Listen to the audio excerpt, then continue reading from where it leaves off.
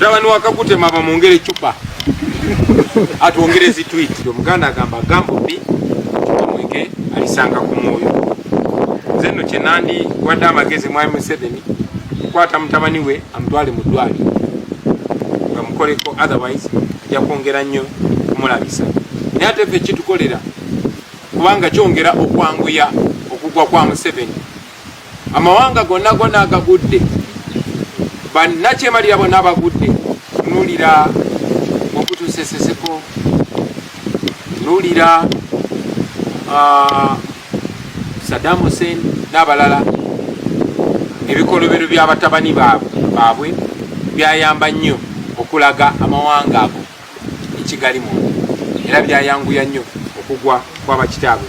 Jabuvuddeko His Excellency Robert Kyagulanyi Ssentamu ate munange yavaayo n'abeeranga wajja n'Omuseveni amagezi mutabani wa ate munange amutwaleko mu ddwaliro okusinziira ku tweet ate munange zaata, era n'agamba nti mutabani wa Kagutema bamwongere ecupa abeerenga atwongera tweet, wabula ate tweet ezo azagenda okubanga akozesa okubanga ate amulabisa. Kale nno mu kaseera kano nsobola okugamba nti ensonga ate zaavudde dda kunyanjula musajja mukulu CDF General Muhoozi Kainerugaba avuddeyo n'abeeranga ate munange ata ewandiise ebyama ate munange omukyala Baby Kyagulanyi Ntonga byamutuusibwako akatandi ate munange kule tugenda kuba okekanya oba ate munange ensonga ogenda kuba oziraba ebyamutuusibwako ekiro ekyo kyonna, wabula ate n'asigala nga awera enkolokoto ne mu kaseera kano kennyini n'abeera agamba nti His Excellency Robert Kyagulanyi Ssentamu agenda kuba amuzuula, agenda kuba amukwata nga bwe yamala dde okuba ate munange alumbagana mukyala we yamusanga mu makaage wiiki eno eweddeku. Kale no mu kaseera kano ate munange ayongedde okubanga akalaatira n'abeera nga alabula ensi yonna ate mu ggwanga lyonna, n'abeera nga alabula eggwanga lyonna mu nsi yonna erinaava n'era nga liteekawo embeera ey'okuyambako ku His Excellency Robert Kyagulanyi Ssentamu akubye n'ate munange byabala okulaba nga ate munange ali mukukusa okulaba nga ali mujja mu ggwanga lyattu Uganda aleme kuba nga ate amutuukako mu nsonga ze nate munange obwanga aboolekeza nnyo biwandiise aba USA munange eggwanga erya America eribadde lisuubirwa okuba ate munange biwaddeyo n'ebiwandiiko ebizenga bitambula, amawulire agazenga tambula nga baseneta ab'enjawulo baavaayoko ne beera nga ate munange bateekawoko n'embeera eyagala okuteekawoko obwenkanya mu ggwanga lyattu Uganda okusinziira ku mawulire agazenga tambulako emabegaawo. Kale no mu kaseera kano nsobola okugamba nti ate ensonga zo zatabuse dda, ab'enjawulo bali mu kweraliikirira, bammemba abali ku side opposition bagamba ate munange His Excellency Robert Kyagulanyi Ssentamu yandivuddeyoko buvi n'asobola okuba nga ate munange ateekawo embeera egenda okuteekawo enteeko mu ggwanga lyattu Uganda olw'ensonga ez'enjawulo zibaleeta nga bagamba ate munange singa anaatuusibwako obulabe ate munange eyo yonna gy'atambulira eggwanga ligenda kuba ate munange ligudde mu nnabe eri bannansi abagenda okusituka bateekewo okuba nga ate bamubanja abo mu kaseera kano abagamba nti ate munange bandibanga bamunoonya bula nga ate ebigambo byabwe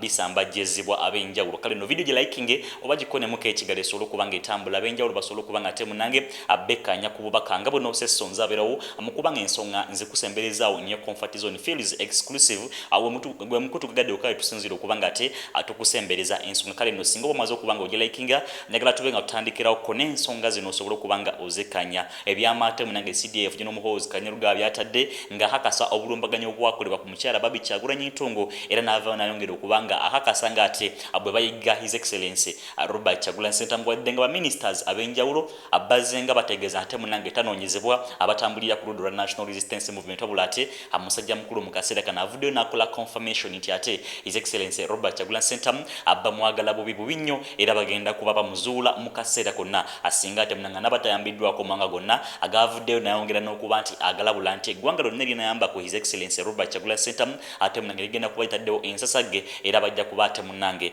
bajjuntuka, wabula nga ate eggwanga lyadde balisinga okuba nga batunuuliza oba ku side zeno ansobola okugamba nti eggwanga ly'oyinza okuba nga ate ogamba eri America ebikusinziira ku byamye bivuddeyo na biki byogenda okuba nga ate munange olaba obubaka buno asinga ate munange video onaaba ogimazeeko. Kale nno nga sinaba kuba ate munange ngenda wala kansuke nkugireko ku bubaka buno ate munange okombewo tuyongereko n'ensonga zino mu butongole nga His Excellency Robert Kyagulanyi Ssentamu obubaka bwe oba ate munange obulamu bwe bwandibanga buli mu matego okusinziira ku ki CDF General Muhoozi Kainerugaba akyavuddeyo n'abeera nga atakuluyi luno. Welcome to Xavier High School, located in Chiboga Town Council near Lufla Zone. At Xavier High School, we build brains together with character to enable the future competence of our students. We've been leading in academics performances since 2015 to date within Chiboga and neighboring districts. We provide a balanced and high-quality education that matches with today's dynamic world. We offer both O and A-level studies in sciences and arts and a UNEB center number with our state-of-art facilities which include a well-stocked library, a fully equipped computer lab, and a cutting-edge science laboratory to enable them be competent in today's science and digital era. Good and health feeding, a guaranteed 24/7 security team to ensure safety of every student. We as well offer DIT vocational courses like shoemaking, hairdressing, domestic electricity, media and journalism, and many others. We are your child's #1 academic destination. For more, contact us +256 788 964 777 or 0752 305 331, or visit our website at www.saviourhighschool.com. Savior High School. God, our shield to conquer. Ensonga zonga bozirabyeko bo abasevi bagamba nti twale omwana asobola okubanga ate munange abangulwa obanga ayigirizibwa enjawulo ebitambulira mu new curriculum gattako ne DIT nga bebasinga mu district enambirira. Kale n'okutegezaako mu ntandiko wali tate munange ebyama ebiteereddwa ku side zeno biraga nti obulamu bwa His Excellency Robert Kyagulanyi Ssentamu mu kaseera kana ate munange bo buli mu matigga oba buli mu kati abaga ekireetedde n'ababaka ab'enjawulo abewandiise abali ku ludda olwa opposition bagambe nti ate His Excellency Robert Kyagulanyi Ssentamu vaayo ajewe hukumi yonna osobola okubanga ate munange atotekawo nsasage mu ggwanga lyattu Uganda okusinziira ku ki ekigenda okubanga ate kiddirira ku side. Kansoke nkugirawo ku mubaka ono ate munange amanyikiddwako nga Tanga oba Odanga Oto avuddeyo n'abeera nga ate munange ata obubaka obulabula His Excellency Robert Kyagulanyi Ssentamu okusinziira ku ki ekigenda okubanga kiddirira. Okomewo ate munange nkwe ku byama ebiteereddwa CDF nga lino General Muhoozi Kainerugaba nga bitiisatiisa gattako n'okuba nti nga biraga okukyunya ate munange omukyala Bobby Kyagulanyi Ntumu kwe yayitamu olunaku ate munange lwe yabumbibwa mu makage. The state should look for Bobby Wine now. Because if you wake up tomorrow and find him dead on the shores of Lake Victoria, assuming some terrorists get him, Al-Shabaab gets Bobby Wine, and they execute him, and his body is dropped in the street of Kampala, this city will burn. So it should be in the interest of the state actually to look for Bobby Wine and give him protection, because he's vulnerable. He could be on a border now. He could be on a hood. This is the time we need to talk even of government of national unity. What is wrong with Bobby Wine becoming the prime minister? Bakatambya konga bokalabyeko bigambo bya musajja mukulu ate munange ali ku ludda olwa opposition musajja mukulu ate munange Odanga Oto angalabula His Excellency Robert Kyagulanyi Ssentamu nagamba nti ate singa anatusibwako obulumbaganyi asinga ate munange anatusibwako obutujju asinga anatusibwako obulaba bunatwala obulamu bwe eggwanga lya Uganda ligenda kuba ate munange ligudde mu mbeera gye wandiise eyakanyambirege. Bigambo byayogeddwa lunaku lwajjo nga ate munange obubaka bwa CDF tebulina bakubanga ate munange buteebu osobola okuba nti ate munange ogamba nti ababatujju babadde agamba oba ate munange bonna babadde agamba nti banamutuusaako obulabe ate munange bandibanga siba wala nnyo okusinziira ku bubaka bwengenda okubanga ate nkulako ku side eno. Kale nno CDF General Muhoozi Kainerugaba yavuddeyo n'abeera nga ata obubaka bulaba ku screen yo n'abeera nga ate munange akakasanga omukyala ate munange Bobby Kyagulanyi Ntongo bwe yakwatibwa. Kale nno mu byonna byagenda okulaba mu kaseera kano nsobola okugamba nti bikwatagana nnyo n'omukyala Bobby Kyagulanyi Ntongo bwe yavaayo n'abeera nga ate munange ategeeza bannayuganda buli mbeera eyayisibwamu oba gye yayisibwamu abewandiisa ate munange abulumbaganyi abali bambadde ebyamaje abamulumbe wuwe nga balina emmundu ne kamera ebyenjawulo ate munange embuzi omwagiraba nagibakolerako ku lunaku ate munange yavaayo n'abeera nga ayogerako naffe bannamawulire bwe yali mu ddwaliro. Mu kaseera kano nsobola okugamba nti buli kimu kye yayogera ate munange kyekirabikidde mu bubaka CDF General Muhoozi Kainerugaba bw'atadde ku side eno. Mu bigambo ebyo olaba waggulu oba ate munange mu nsonga z'olaba ku screen yo yavuddeyo n'agamba nti this is when our soldiers captured and then released Kabobby's wife Bobby. She was very helpful in helping us to find her husband. Ng'ategeeza ate munange adwe lunaku ate munange abulumbaganyi babawandiise abasirikale be nga bwategeeza ate munange bwe balumba omukyala Bobby Kyagulanyi Ntongo era n'abayambako nnyo okulaba nti ate banoonya bbaawe His Excellency Robert Kyagulanyi Ssentamu. Kino nno kijjawo embeera ebadde nga etambulidde ku baministers ab'enjawulo. Musajja mukulu bali omu nsi omukyala Prime Minister Ssaaba Minisita Robin Nabbanja yavaayo n'ategeeza nti tewali anoonya His Excellency Robert Kyagulanyi Ssentamu wabula ng'ate mu bigambo ebya mu statement gy'olabye waggulu awo musajja mukulu ategeeza nti lwero lunaku lwate nange lunnyini basajja bakulu balumba Bobby Kyagulanyi mu makage nga banoonya bbaawe era n'abayambako nnyo okulaba ng'ate munange bamufuna mu ngeri emuko oba endala. Mu bigambo bye CDF General Muhoozi Kainerugaba oba ate munange mu bubaka bwe yasembereza eri bannayuganda yavuddeyo n'abeera ng'akola okulabula okw'enjawulo okutambulira mu mawanga gonna oba ate munange mu nsi yonna erirwedde okubanga erumba oba ng'eyamba His Excellency Robert Kyagulanyi Ssentamu mu mbeera ey'okwekweka oba mu mbeera ey'okwemulula nga ye bwagamba ate munange amwetaaga era agenda kola kaweefube yonna okuba okuba nti amukwata. Mu bigambo bye oba mu statement ziragabde nagamba nti I'm going to say this once, only once. Any foreign powers who attempt to smuggle Kabobi outside the country are going to create a serious rupture in the relations. Kwegamba nkolagana y'amawanga ga Uganda gatako n'amawanga amalala gonna aganavayo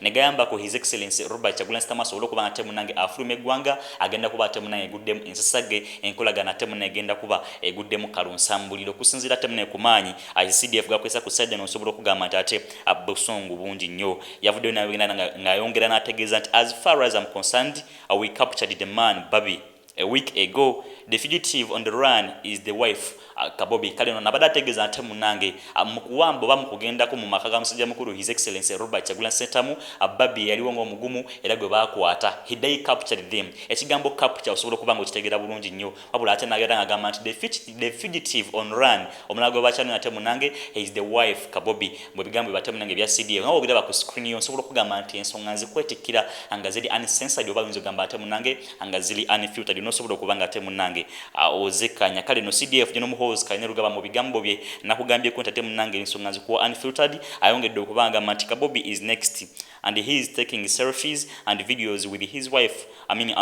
Kabobi is next. As he is taking selfies and videos, his wife was captured. The definition of an idiot ngavuma His Excellency Robert Kyagulanyi Ssentamu ekigambo idiot nga wochulira ate munange kyo akiba kya kutyobola akiba kya kuvuma bulanga ate agamba nti His Excellency Robert Kyagulanyi Ssentamu ali ata obutambi yekuba selfie videos emuzemulaba nga His Excellency Robert Kyagulanyi Ssentamu azitanga atusako obubaka obwenjawulo eri bwa Uganda agamba nti ali afuna videos oba afuna selfies obulanga ate munange mukyala we ye ali mukubanga akwatibwa. Simanyi ate munanga abo musubya mu nsonga zino ate munanga mukubanga amusajja mukulu avudde naberanga anenya His Excellency Robert Kyagulanyi Ssentamu okubanga yekuba selfie okubanga yekwata obutambi ate ye mukyala we naberanga akwatibwa. Simanyi baliwo omusanga ate munanga muvunanyizibwa wabula ate bwatyo CDF jino muhozi Kanyerugaba abwa avudde naberanga atuusa ensonga ezo ayongedde nagamba nti ate this is when our soldiers yasosa ate munange okusinzira ku nsonga bwe zatambuliddeko ku side no. Kale no mu nsonga zino osobola okugamba nti busungu bwerere abwe butambulira ku ludda lwa opposition. Musajja mukulu Lope Joel Sunyonyi yavudde olunaku lwajjo naberanga ate munange ateeka parliament mukatu oba naberanga ate munange agiteeka ku bunkenke ng'agibuuza lwaki ensonga zino zitambulira ku mukama we agowandiise His Excellency Robert Kyagulanyi Ssentamu okubanga ne mu kaseera kana ate munange tugenda mu weeks 2 amagye gakyalemedde ewakaawe gakyalemedde emagere agakyagaana abantu ab'enjawulo okubanga ate munange batuuka mu maka munda wabula nga ate balumbagana n'okulumbagana ababali munda abonga abamagye. His Excellency Robert Kyagulanyi Ssentamu ali ku run oba ali ku hiding nga wateno yabudde naberanga ne ategeeza nti lwaki okutisibwa kubaawo akumukulembeze owa opposition oba His Excellency Robert Kyagulanyi Ssentamu wabula ate nsobola okugamba nti gwabadde muliro gwenyini. Kansuka nkugireko ku nsonga ezatambulire mu parliament ng'abenjawulo ate munange osobola okugamba nti amatama ntengo osobola okumuwa ate munange twengereko n'ensonga zino mu butongole.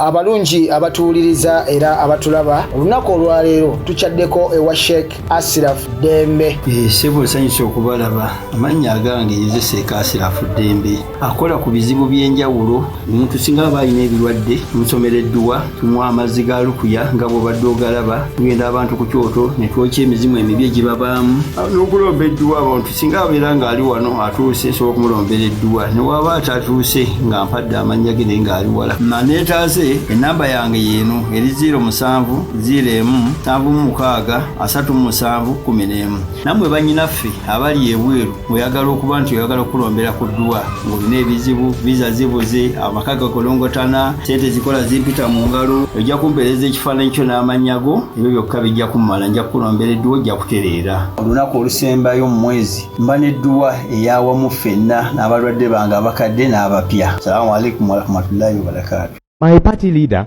after the election, his house was raided, the Honorable Kyagulanyi Ssentamu Robert, who is an OB of this house.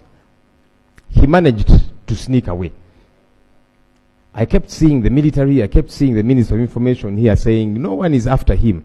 But as they were saying that, the military was continuously descending on his home, raided it, broke into it, beat up his wife and family members.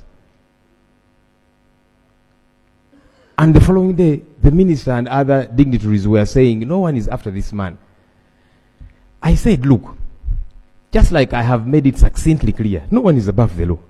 If there is an offense that the Honorable Kyagulanyi Ssentamu Robert is suspected of having committed, whether it be running for president. Some people think it is an offense that you can challenge the Bush war general, and so it's an offense. Whatever offense it is, why don't summons get to be issued to him so that then he's able to show up and is charged? Honorable Speaker, yesterday his siblings tried to access his home after the minister again said, no, all is well, people can access. His siblings went there yesterday, and police officers, several of them deployed there, they said, we don't have authority to allow anybody to access his place. I want to know, is it official that the Honorable Kyagulanyi Ssentamu Robert is under house arrest? And for that matter, people cannot access his family. And for that matter, it should continue this way. Because why are you not summoning him if there's a particular offense that he has committed? And again, Honorable Speaker, let's forget that this is the leader of the NUP, which you might not like. That's okay. But this is a Ugandan. This is a leader for all intents and purposes. Why is the law operating this way? And Honorable Speaker, the good minister here has got experience with the law being absquatulated. He suffered a similar fate when he was abducted. He was taken away for days on end. His family members were looking for him. Colleagues in this house spoke out on the Hansard, by the way. They said, where is Honorable Chris Baryomunsi? Government, where have you taken him and all the others? People fought for you. Yes. Until eventually, government, due to the pressure exerted by members here and elsewhere, they produced the gentleman in court. But we were saying, why were you hiding him wherever and treating him the way they were? Ensonga zonga bwozirabyeko byatuuseewo before obubaka bwa CDF byonso kubaka emabega nga tebunaba kubanga temunange buteebwa obanga hanaba kubanga temunange abutera bannayuganda n'ensi yonna okulaba temunange kuki oba plans zatambuliza ku sa family eya His Excellency Robert Kyagulanyi Ssentamu naye yennyini atemunange nga His Excellency Robert Kyagulanyi Ssentamu. Oluvannyuma lwe batemunange obubaka bwavuddeyo ne bubeera nga bweyerula amusajja mukulu wagamba atemunange amunoonya oba atemunange amwagala ku side eno. Kale nosobola okugamba nti ensonga zo aziraliikiriza ab'enjawulo nga bagamba nti ate abalina okulwa n'okulaba nga temunange His Excellency Robert Kyagulanyi Ssentamu ava mu mbeera ey'okutiisibwa. Ne mulaba nti babbi bamukubye ne bamwambula n'ojja kuno n'osinika ebinnyo. Tebannayambula maama wo. Owulire ng'oyagala kutta muntu. Owulire ng'oyagala gwa muntu mbulago. Kabe sister wo. I'm just being honest with you guys. Mubeeremu n'ako obuntu. Mubeeremu n'ako obuntu.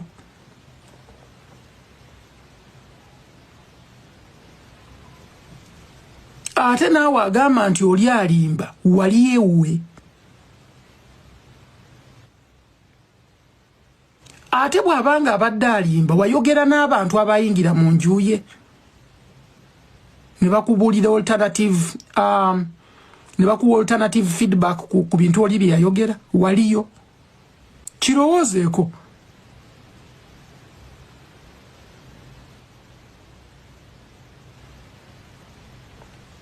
Ebintu ebimu nja kuwa example kati wano wali wambuuza nti nze oba nze naliyo.